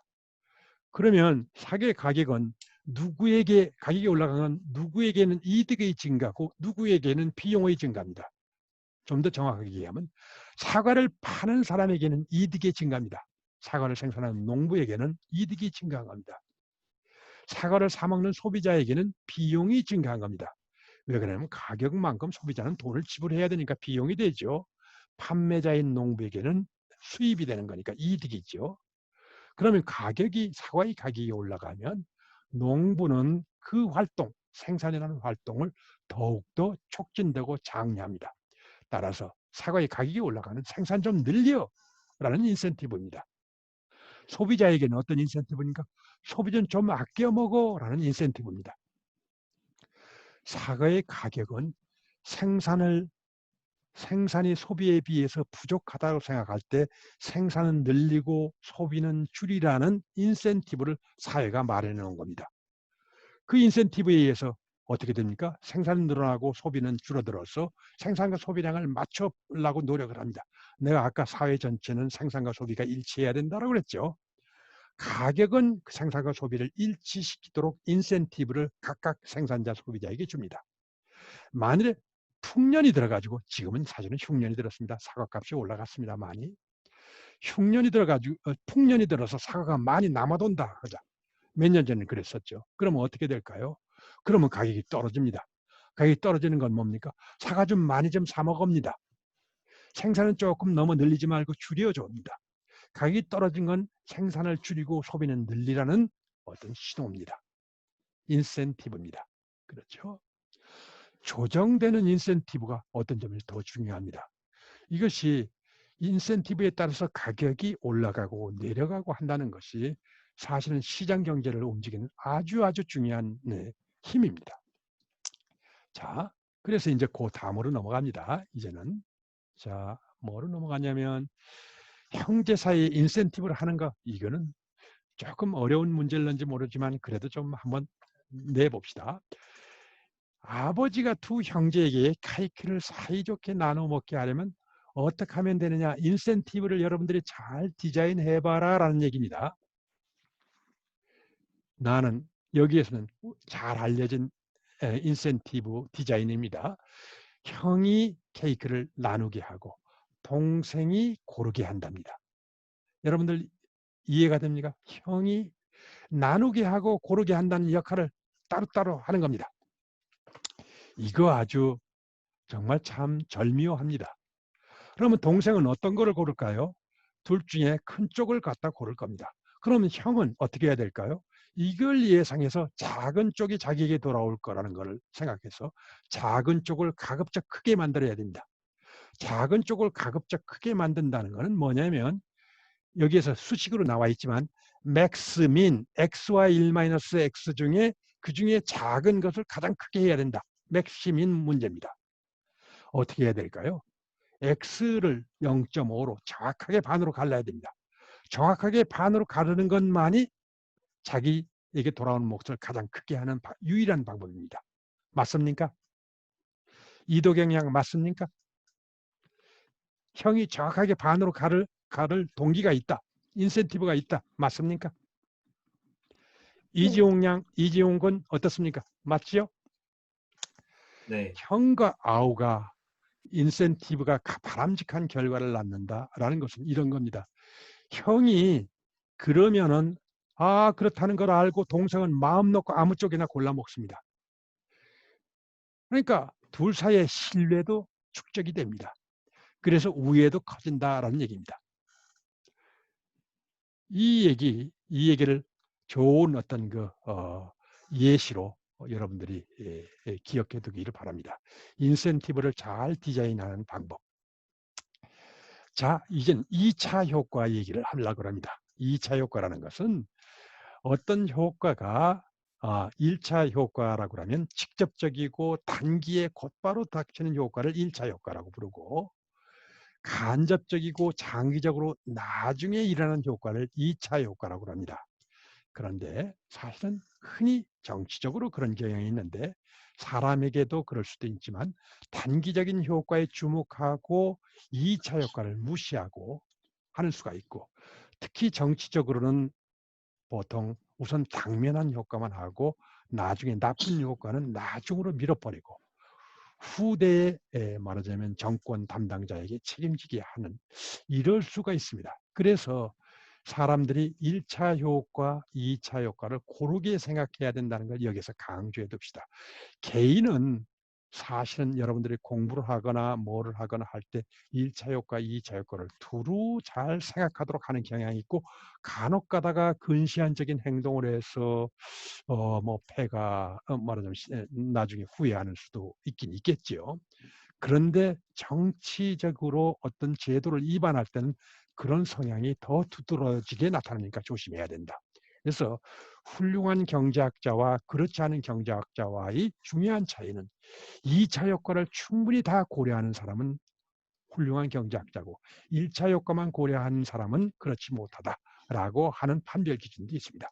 훌륭한 경제학자는 2차 효과까지 다 감안해서 제도를 만들어내야 됩니다.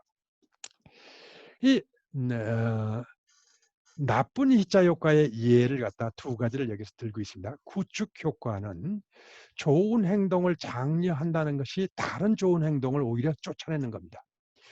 예를 들어서 헌혈을 장려하기 위하여 헌혈하는 사람에게 돈 15,000원을 주기로 하자라고 그랬더니 오히려 돈을 받는 사람이 아닌 순수한 의미의 헌혈자가 오히려 도망갈 수도 있습니다. 왜 그런지 여러분들 설명할 수 있습니까? 자기가 매혈하는 것 같다라는 생각을 해서 오히려 사람이 빠질 수도 있습니다. 풍선 효과는 하나의 나쁜 행동을 단속을 한 것이 그 행동 자체는 단속이 됐지만 다른 쪽에 때로는 더 나쁜 행동을 오히려 낫게 하는 경향이 생길 때 우리는 풍선 효과라고 합니다. 풍선 한 군데를 누르면 다른 쪽이 빌겨져 나오죠. 그거에 빗대가지고 풍선 효과라고 합니다. 나는 그 예를 하나씩 여기서 들고 있습니다. 유니세프는 이건 구축 효과의 예입니다. 왜 유니세프는 세계 기독 연맹의 수단 노예 해방 활동에 반대하였을까? 세계 기독 연맹에서는 크리스천 솔리데리티 인터내셔널이라는 단체에서는 오래전에 아프리카에 아직도 노예 제도가 있습니다. 그래서 그 노예를 해방시키려고 수단 지방의 노예를 사서 가족에게 돌려보냈습니다. 특히 그 노예 중에 아동 노예가 많았기 때문에 유니세프라는 국제 아동 보호 기금에서 이렇게 나서서 이런 활동을 당장 중단하라고 얘기를 했습니다. 왜 그랬느냐 하면은 사실 세계 기독 연맹에서 수단의 노예를 사서 가족에게 돌려보내는 과정에서 사실은 우선 노예 가격이 올라가기 시작했습니다. 그러니까 사람들이 인질범들이 노예를 붙잡아다가 더 말하자면 잡아다가 노예로 파는 거예요. 거기다가 과거에는 부녀자라든지 연로한 사람들은 풀어줬었는데 소년들만 건강한 소년들만 뭐하고 그런데 그런 좋은 행동마저도 없어져 버렸어요. 무조건 다 노예시장에 다 내놨어요. 인질범들이 오히려 더 활개를 치고 인질을 사서 노예로 파는 것이 더 수지 맞는 장사가 돼버린 거예요. 그래서 아동 노예가 줄어들기는커녕 오히려 늘어났다. 그것 때문에 아동보호기금에서 반대를 한 겁니다. 많은 논쟁이 벌어졌었죠. 그래서 노예를 줄이는 가장 효과적인 방법이 뭐냐라는 거 가지고 많은 노예 전쟁이 벌어졌습니다. 그래서 우리나라에서도 사실은 풍선 효과는 대표적인 거는 사실은 국제 앰네스티 본부에서 성매매라는 것을 불법 행위로 단속하지 마라. 그렇게 단속을 했더니 오히려 음지에서 더 나쁜 의미의 성매매 활동이 더 많아진다. 사실은 그것이 국제 앰네스티 본부에서 최근에 각국 정부의 성매매 피범죄화를 권장한 이유기도 합니다. 사실은 우리나라에서도 김강자라고 옛날 종암파출소 소장이 하월곡동 부근에서 사실은 굉장히 성매매를 단속하는 데 앞장섰었죠. 그러다 나중에 돌아섰습니다. 그것이 정말 성매매 여성에게 도움이 되는 것이 아니라 오히려 불법 성매매를 더 파급시킨다 해서 나중에는 오히려 피범죄화 활동을 갖다 지지하는 쪽으로 여자 파출소장에서 그 여성 보호 운동가로 거듭나기도 한 예도 있었습니다. 그래서 사실은 1차적인 효과, 정치적인 효과만 기대하지 말고 2차 효과까지 다 감안해서 정책을 펴야 된다라는 게 여기 중요한 교훈입니다. 자, 이제는 6번째, 정보 문제를 얘기합니다. 나는 이런 얘기를 하고 있습니다. 여기서는 정보 얘기는 이런 얘기입니다. 사과를 사려고 합니다. 티셔츠를 산다라고 하는 것이 더 쉽다. 사과 20개를 사려고 한다. 사과 20개면 2만 원이죠. 난 티셔츠 한 매 가격이 2만 원이라고 합시다. 그래서 2만 원짜리 티셔츠를 사는데 그 주안역의 지하상가에 100개의 어떤 그 티셔츠 상가가 있다고 합시다. 자, 여기에서 티셔츠를 샀는데 몇 가게를 둘러보고 그 중에서 제일 싼 데 가서 사야 될까라는 문제를 생각해 봅니다. 사기 전에 몇 가게를 둘러보고 나서 제일 싼 데 가서 살까라는 얘기입니다. 그런데 사실은 비용이 제로라고 하면은 모든 가게를 다 살펴보는 것이 정답이겠죠. 그래서 비용을 갖다 여기다 줍니다. 한 가게를 둘러보는데 500원만큼 비용이 든다라고 하자. 500원만큼 비용이 든다는 것은 많은 경우 시간 비용을 얘기합니다. 거기에서 다리 아픈 값에다가 시간이 걸렸는데 그 시간에 아르바이트를 해도 500원은 벌겠어. 뭐 하여간 이런 걸 가지고 500원의 비용이 든다라고 합시다. 그러면은 사기 전에 몇 가게만큼을 둘러봐야 될까? 그런데 사실은 티셔츠는 2만 원을 부르는 가게가 50%를 차지하고 때로는 어떤 가게에서는 18,000원을 부르는데 25% 확률로 부르고 22,000원을 부르는 가게도 또한 25%만큼 있다. 자, 이런 경우에 몇 가게를 둘러봐야 되느냐, 어떤 식으로 가게를 둘러봐야 될까요?를 어쨌든 따져봅시다. 자, 이거 재미있는 문제이기도 한데, 자, 배지윤 양, 이 경우 어떻게 하려고 그러니까? 배지윤 양, 이렇다면 몇 가게를 둘러보고 나서 사야 되지요?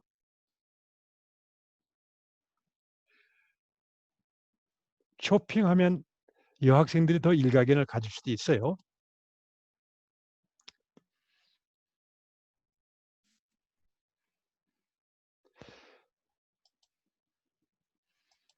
음소거를 해제하고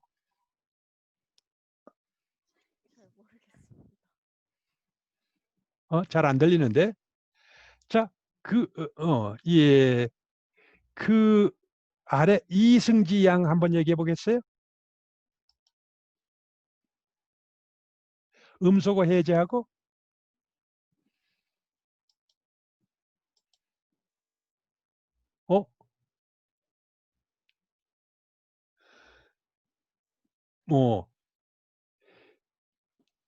이은성 군 한번 얘기해 봅시다.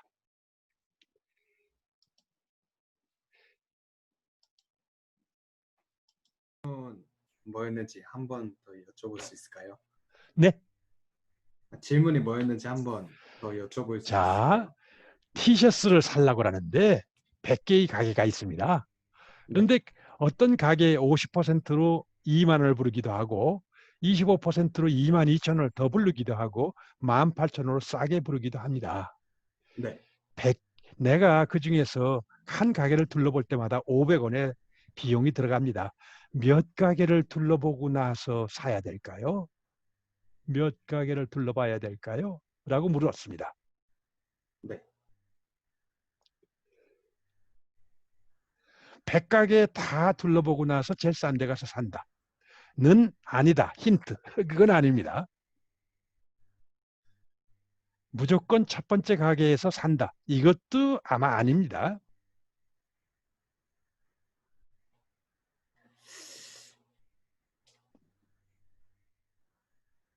어디에서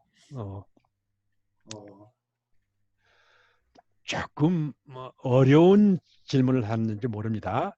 자, 그럼 이렇게 답을 그 뒤에 페이지를 보면 답이 나오던가요? 첫 번째, 하여간 여기서는 이런 얘기를 들었습니다. 첫 번째 가게에서 22,000원을 부르고 두 번째 가게에서 2만 원을 불렀다. 이때 2만 원을 불렀을 때 여기서 그냥 살까 하는 문제를 구체적으로 생각해 보자입니다. 한 가게 더 둘러볼까 말까? 둘러볼까 말까?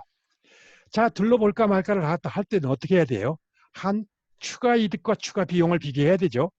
한 가게 더 둘러보면 추가 이득은 뭘까요? 18,000원짜리를 찾았어요. 지금 2만 원보다 더 싼 데를 한 군데 25%의 확률을 찾을 수 있어요. 그러면 25% 곱하기 2,000원 해서 500원으로 평균적인 기대 이득이 500원이에요. 그런데 비용은 얼마가 들어요? 500원이 들어요. 추가 이득과 추가 비용이 같아요. 추가 이득은 불확실하긴 하지만 그러면 더 찾아갈 동기가 없습니다. 그냥 여기서 사야 됩니다.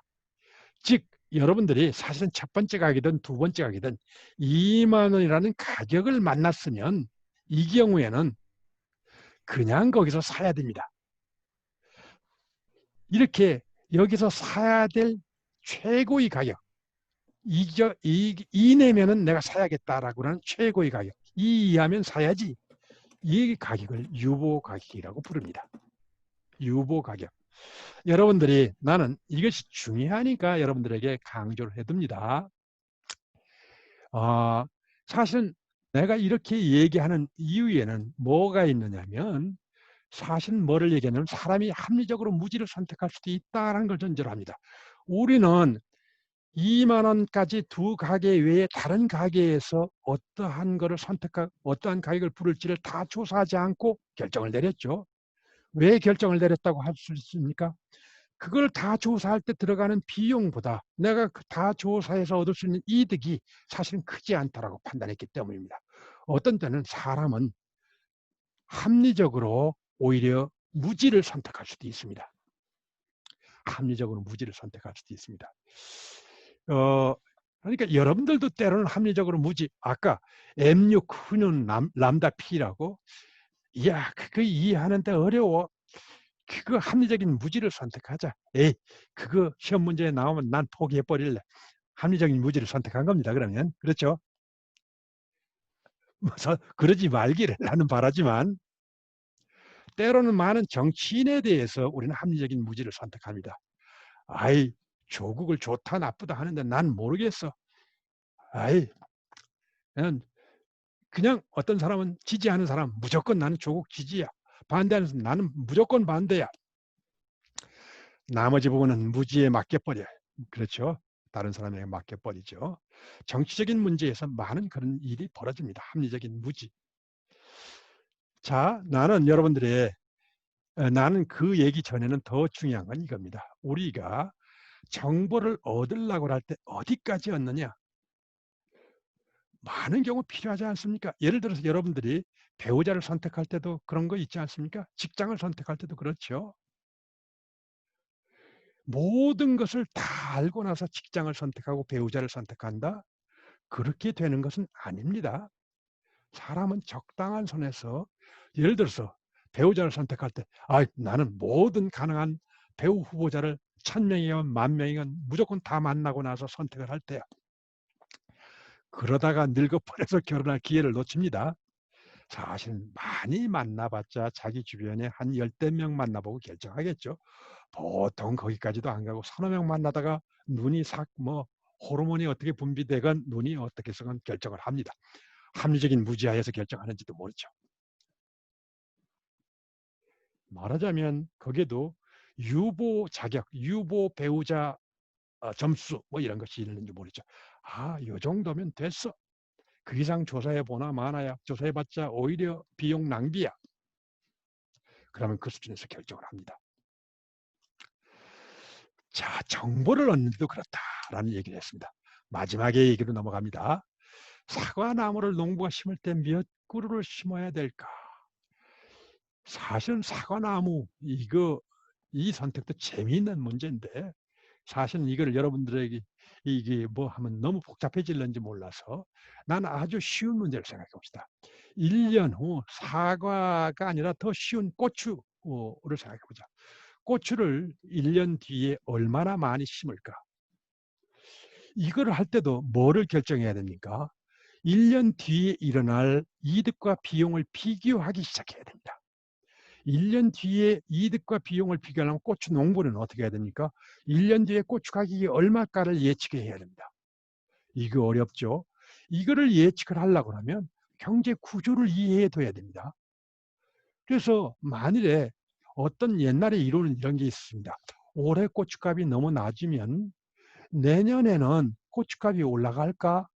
아니면 올해 고춧값이 남으면 내년에도 고춧값이 떨어진다라고 생각해서 사람들이 안 심어서 내년에 고춧값이 올라갈까? 그래서 홀수에는 오르고 짝수에는 떨어질까? 이렇게 예측한 이론이 있었습니다. 만일에 그렇다 칩시다. 그러면 어떤 문제가 생길까요? 어떤 농부가는 자료를 딱 조사하다 보면 홀수에 오르고 짝수에 떨어지네? 그럼 나는 반대로 행동해야지. 라는 사람이 생겨날 것 같지 않습니까? 자, 그 얘기를 조금 이렇게 번져서 얘기해 봅시다. 사실은 일주일 동안 사실은 주가를 갖다 분석해 보니까 사람이 금요일쯤에는 매살 좀 정리하고 토요일, 일요일, 주말에는 저쪽에 가서 놀라고 주식을 일단 팔고 떠나는 경향이 있다라고 합시다. 그러다가 월요일 날은 다시 돌아와서 하루쯤 장세를 관망하고 화요일쯤에 본격적으로 사자 주문을 내서 화요일 날은 주가가 올라가는 경향이 있다라고 합시다. 이거를 우리는 금저화고 또는 화고금저 현상이라고 한다고 합시다. 뭐라고? 화요일 날은 주가가 높고 금요일 날은 주가가 낮다라고 한다고 합시다. 그러면 어떤 일이 생길까요? 그런 예측이 통할까요? 아닙니다. 그걸 보는 순간 그 정보를 다 활용을 하면 그러려고 하면 금요일 날 사서 화요일 날 팔아야 되겠네. 그러면 금요일 날 수요가 막 몰려가지고 금요일 날 가격이 올라가기 시작합니다. 화요일 날은 팔려고 하니까 사람들이 팔려고 하니까 화요일 날 가격이 떨어지기 시작합니다. 자, 얘기는 그런 것까지를 다 감안해서 우리가 미래를 예측하면서 이득과 비용을 비교해 나가야 됩니다. 그러려고 하면 사실 올바른 프레임에서 정보를 갖다 집어넣어서 올바르게 예측을 해야 됩니다.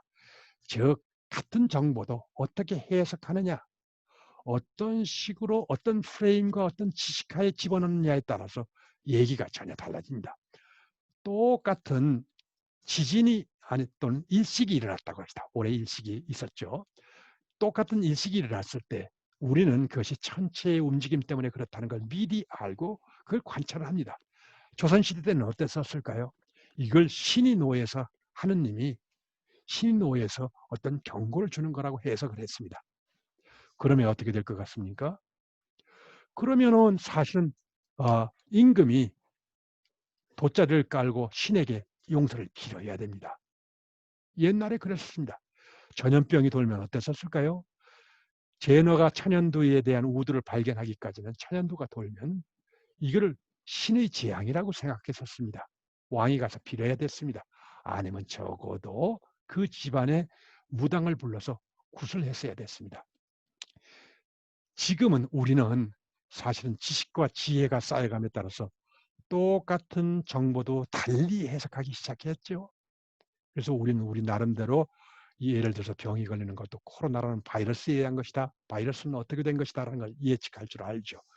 이것이 올해는 사실은 사람들이 이득과 비용을 비교해서 결정한다는 것도 미래에 대한 이득과 비용을 다 생각해야 되니까 그것이 결코 쉬운 일은 아닙니다. 그래서 나는 그 과정에서 과학이 어떤 식으로 사용되는가를 보기 위해서 여러분들의 이 퍼즐을 풀어볼 것을 권합니다. 이 퍼즐은 풀지 않고 여러분들에게 제시만 해줍니다. 여러분들이 토론해 주기를 바랍니다. 세 사람의 죄수가 있다. 교도소장은 눈을 감게 하고 빨간 색깔과 하얀 색깔 모자 중에 하나를 골라서 본인이 모르게 씌워줍니다. 죄수는 눈을 뜬 뒤에도 자신이 쓴 모자의 색깔을 알 수가 없습니다. 볼 수 없습니다. 다른 두 사람이 쓴 모자를 볼 수는 있지만 물어볼 수도 없고 말해줄 수도 없습니다. 그런데 교도소장이 이렇게 얘기합니다. 적어도 세 사람 중에 한 사람은 빨간 모자를 쓰고 있는데 그 빨간 모자를 쓴 사람은 저녁 때 한 차례 기회를 줄 테니까 집으로 돌아가도 좋다. 다만 빨간 모자가 아닌 하얀 모자를 쓰고 감옥을 나갈 때는 그 자리에서 총살당하니까 조심해라. 첫날 저녁에 아무도 나가지 않았습니다. 서로 눈치를 보고. 둘째 날 저녁에도 아무도 나가지 않았습니다.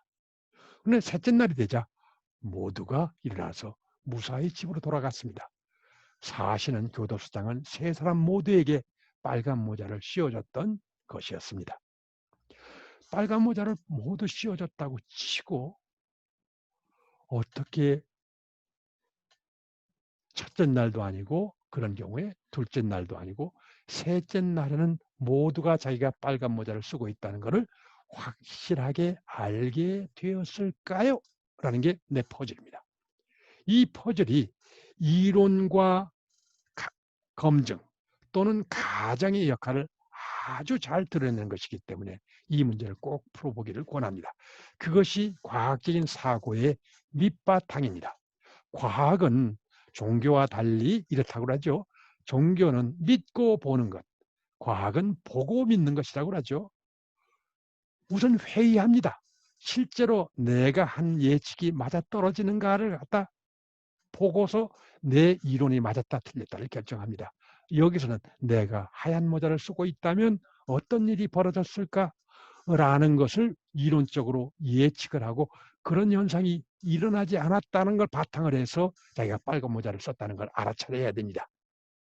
하얀 모자를 쓰고 있더라면 이것이 여기 힌트입니다. 이 문제를 여러분들 모두 풀어봐 주기 바랍니다. 여러분들은 오늘 배운 내용에 대해서는 금주, 토요일, 일요일 날 역시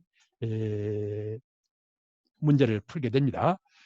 8문제를 낼까 싶습니다. 8문제 중에 5문제 이상을 맞추면 만점입니다. 내주에 만납시다. 수고 많았습니다. 손 좀 흔들어 주고 가세요. 고맙습니다. 예, 수고 많았습니다.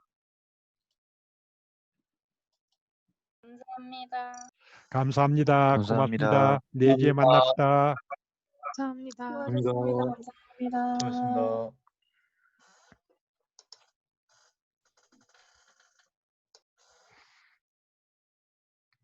이야, 저, 뭐 되죠?